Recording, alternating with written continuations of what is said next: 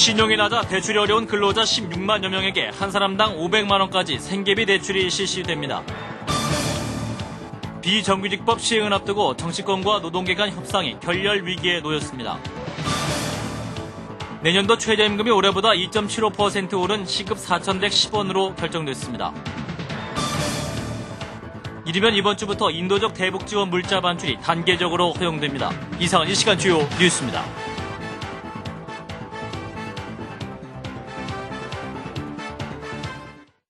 시청자 여러분 안녕하십니까? 신용이 낮아서 은행에서 돈 빌리기가 어려운 근로자 16만여 명에게 1인당 500만 원까지 생계비 대출이 실시됩니다. 또 영유아에 대한 무상 보육이 확대되고 세자녀 가구에 대한 혜택도 늘어납니다. 정부가 오늘 발표한 서민생활 안정대책을 육덕수 기자가 전해드립니다. 정부가 오늘 내놓은 서민생활 안정 종합대책은 우선 서민들의 자활을 뒷받침하는 금융지원 강화에 무게가 실렸습니다. 먼저 제도 금융권 이용이 곤란한 17만 명에 달하는 저신용 근로자에게 500만 원 한도에서 대출이 보증됩니다. 정부가 출연한 자금으로 보증을 해주고 3년에서 5년까지 분할 상환이 가능합니다. 소액 서민 금융인 마이크로 크레딧은 전국적인 네트워크망으로 묶어 이용이 편리하게 됩니다. 영세 자영업자에 대한 보증 지원을 5천억 원에서 2조 7천억으로 늘렸습니다.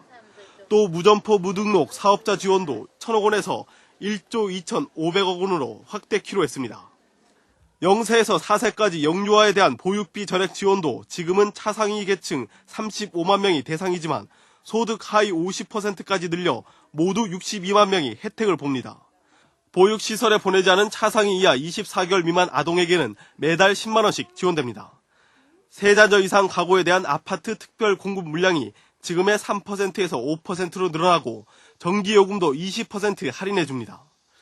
또 지역에 대형 유통업체가 들어와 영세 상인이 고사하는 것을 막기 위해 입점 유예나 품목 등을 사전 조율하는 사전 조정 협의회를 시도에 설치하기로 했습니다. CBS 뉴스 육덕수입니다. 설비 투자 감소폭이 둔화되는 등 설비 투자가 회복 조짐을 보이고 있습니다. 통계청은 지난 5월에 설비 투자가 지난해 같은 기간보다 13.1% 감소했지만 감소폭은 지난 4월의 25.6%에 비해서 절반 가까이 둔화됐다고 밝혔습니다. 또 현재의 경기 상황을 보여주는 동행지수 순환 변동치도 석 달 연속 상승세가 지속됐고 향후 경기 국면을 예고해주는 선행지수는 지난해 같은 달과 비교해서 2.5%포인트 상승하면서 5개월째 상승세를 이어갔습니다. 비정규직법 시행을 코앞에 두고 정치권과 노동계 간의 협상이 결렬 위기에 놓였습니다. 여야는 벌써부터 책임 공방을 벌이면서 결렬 이후에 정치 공세를 준비하고 있습니다. 홍재표 기자입니다. 비정규직법 협상이 또다시 불발되면서 오늘 자정까지 초읽기에 들어간 5자 협의에 짙은 먹구름이 드리워졌습니다. 여야 3당과 양대 노총이 참여하는 이번 회의는 이미 10여 차례의 공식, 비공식 협상을 벌였지만 간극은 워낙 컸습니다. 한나라당과 자유선진당은 현행법 시행의 유예기간을 2년으로 잡고 300인 미만 사업장에 대해서만 적용하자고 했지만 민주당과 노동계는 반대하고 있습니다. 유예한 자체가 임시 방편인 데다 사업장별 차등 적용도 대다수 비정규직이 소규모 사업장에 몰려있기 때문에 눈속임에 불과하다는 것입니다. 결국 여야 지도부는 상대방의 책임을 떠넘기며 벌써부터 결렬 이후를 대비하고 있습니다. 엄청난 국민의 분노와 심판에 직면하게 될 것이며 비정규직 실업 대란이 야기할 모든 불행한 사태의 책임을 민주당이 져야 할 것입니다.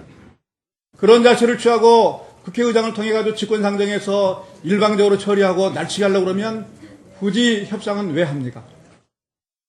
하지만 한나라당은 다음 달 미디어법 처리도 직권상정에 의존해야 할 가능성이 큰 만큼 이번에는 무리수를 두지 않을 것이란 전망이 힘을 얻고 있습니다. 민주당과 국회 환경노동위 추미애 위원장도 법 시행 유예안은 완강히 반대하면서도 협상의 여지는 남겨놓고 있습니다. 840만 비정규직의 진로를 결정할 중대 사안인 만큼 막판 극적 타결 가능성을 기대할 수 있는 부분입니다. CBS 뉴스 홍재표입니다. 통일부는 이르면 이번 주부터 건설자재와 중장비 등 인도적 대북 지원 물자 반출을 허용하기로 했습니다. 천혜성 대변인은 오늘 정례 브리핑을 통해서 정부는 기본적으로 대북 인도적 지원에 적극적 입장을 갖고 있다면서 이같이 밝혔습니다. 이에 따라 북한의 장거리 로켓 발사 국면 이후에 근 3개월 만에 일부 물자 반출이 이루어지게 될 전망입니다. 정부는 그러나 개성공단 이외 지역의 인원 방북 허용은 아직 시기상조라고 보고 현재 유보 상태를 계속 유지하기로 했습니다. 앞으로 낙태 허용 기간이 임신일로부터 28주 이내에서 24주 이내로 축소되며 유전성 간질이나 정신박약, 간염, 수두 등은 낙태가 허용되지 않게 됩니다. 정부는 오늘 오후 청와대에서 이명박 대통령 주재로 국무회의를 갖고 이 같은 내용의 모자보건법 시행령 개정안을 의결했습니다. 개정안은 현행법에서 낙태가 허용되는 유전성 정신분열증, 유전성 조울증, 유전성 간질증, 유전성 정신박약, 혈입병 등을 낙태 허용 대상에서 제외했습니다. 내년도 최저임금이 올해보다 2.75% 오른 시급 4,110원으로 결정됐습니다. 최승진 기자입니다.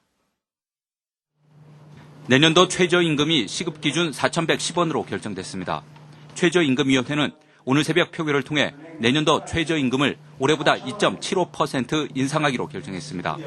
내년 최저임금 결정 법정 시한인 어젯밤 자정을 넘겨 오늘 새벽 5시까지 계속된 협상 끝에 극적 타결이 이뤄진 것입니다. 이에 따라 내년 최저임금은 시급 기준으로 올해 4,000원보다 110원이 더 많은 4,110원으로 인상됩니다. 2.75%의 인상률은 1998년 9월부터 1999년 8월까지 외환위기 당시 적용됐던 2.7% 이후 최저의 인상률입니다. 내년도 최저임금 결정은 외환위기 이후 최악의 경제 상황이 반영돼 진통을 거듭해왔습니다. 먼저 경영계는 1998년 최저임금 제도 도입 이후 처음으로 최저임금 삭감안을 들고 나왔습니다. 삭감률도 무려 5.8%였습니다. 노동계는 이에 대해 28.7% 인상으로 맞섰습니다. 이후 노사의 입장차는 어제까지 9차례나 계속된 전원회의를 통해 각각 4%와 0.9% 인상으로 좁혀졌지만 합의에 어려움을 겪었습니다. 결국 내년도 최저임금은 법정 시한을 넘겨 합의가 아닌 표결로 결정됐습니다. CBS 뉴스 최승진입니다. 전국금속노조와 인권연대 투기자본감시센터는 오늘 오전 서울중앙지방법원 앞에서 기자회견을 갖고 최근 벌어지고 있는 쌍용차 폭력 사태의 책임은 파산 법원에 있다고 주장했습니다. 이들은 믿을 수 없는 회생 방안을 낸 사측의 법정 관리인들이 쌍용차 폭력 사태를 일으켰는데도 법원은 방조만 하고 있다면서 모든 불법 행위에 대한 진상을 조사해 줄 것을 요구했습니다.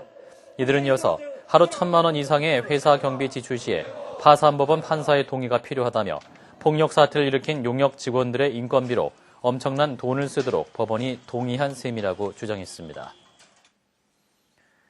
시멘트의 함량을 줄이거나 승인받지 않은 재료를 사용한 비규격 레미콘을 만들어 판매한 업체 임원들이 적발됐습니다. 서울중앙지검 첨단범죄수사 1부는 사기 등의 혐의로 레미콘 업체 이사 상무 유모 씨를 구속 기소하고 이 회사 대표 정모 씨를 불구속 기소하는 등 4명을 불구속 기소하고 임원 3명을 구속 기소했습니다.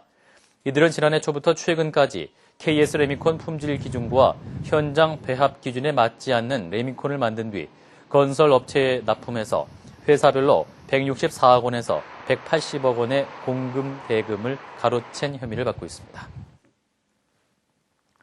이배영 한국대학 교육협의회 신임 회장은 오늘 취임 기자회견을 갖고 현행 내신 9등급 상대평가를 5등급 절대평가로 바꾸는 방안에 대해 방향이 맞는 것 같다고 말했습니다.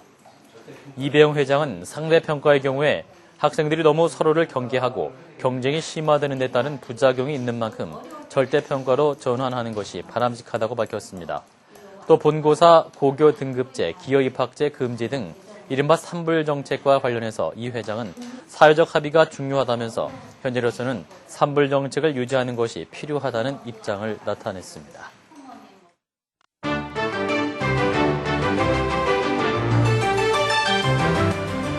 미군이 이라크 침공 이후 6년 만에 바그다드에서 철수하기로 했습니다. 이라크 정부는 이날을 국경일로 지정하고 도시는 온통 축제 분위기인데요. 미군의 철수 결정 이후 도시 곳곳에서는 폭탄 테러가 잇따르고 있어 이라크 주민들의 기대와 우려는 교차하고 있습니다. 축제가 이어지고 있는 이라크 바그다드로 한번 가봅니다. 6년 전 이라크를 침공했던 미군이 바그다드 등 주요 도시에서 일제히 철수했습니다. 이라크 정부는 오늘을 이라크 주권이 확립된 날이라면서 공휴일로 지정한 뒤 축제를 벌이고 이라크 국기를 든 군인들은 줄을 맞춰 행진을 벌였습니다. للقوات الأمريكية والأجنبية من العراق والحكومة العراقية واثقة. 하지만 곳곳에서는 테러가 잇따르고 있어 미군 철수 이후 테러가 더 늘 수 있다는 전망도 나오고 있습니다. 마이클 잭슨이 사망한 지 나흘이 지났지만 장례식 일정은 아직도 확정되지 않았습니다. 가족들은 잭슨의 사망 원인에 아직도 의혹이 있다면서 별도의 검사를 의뢰했습니다. We don't have the time frame yet because I want to see how this autopsy is coming out, you know? The second autopsy. 이런 가운데 잭슨의 어머니 캐서린은 잭슨의 세 자녀에 대한 양육권 청구 소송을 제기하면서 양육권과 유산을 둘러싼 법정 공방도 시작됐습니다. 프랑스 에펠타워 앞에는 한 박물관에서 제작한 오바마 대통령의 밀랍 인형이 서 있습니다. 조각가는 사진만으로 실물 크기와 비슷하게 제작하는 과정에서 어려움을 겪었다고 하는데요. 밀랍 인형은 에펠타워 앞을 찾는 관광객들의 사랑을 받고 있습니다. 이탈리아 북부에서 화물열차가 탈선하면서 가스 차량 2칸이 폭발하며 최소한 6명이 사망하고 30명이 부상당했습니다. 이 지역의 건물이 붕괴되면서 경찰과 소방대원들이 현장에 출동해 잔해 속에서 희생자를 수색하고 있습니다. 경찰은 사고 원인을 철로 손상이나 제어 시스템의 문제로 보고 가스 폭발로 인한 위험은 여전히 남아있다고 밝혔습니다. 지금까지 박주연이었습니다.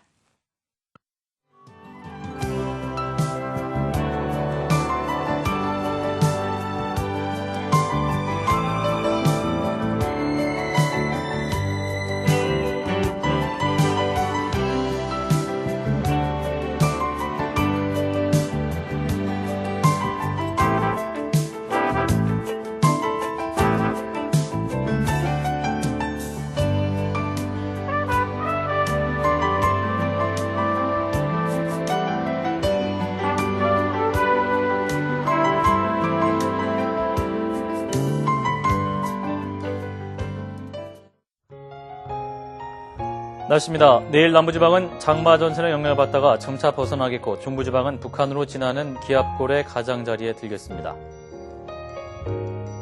아침 최저기온은 19도에서 22도로 오늘과 비슷하거나 조금 낮겠고 낮 최고기온은 23도에서 29도로 오늘과 비슷하거나 조금 높겠습니다.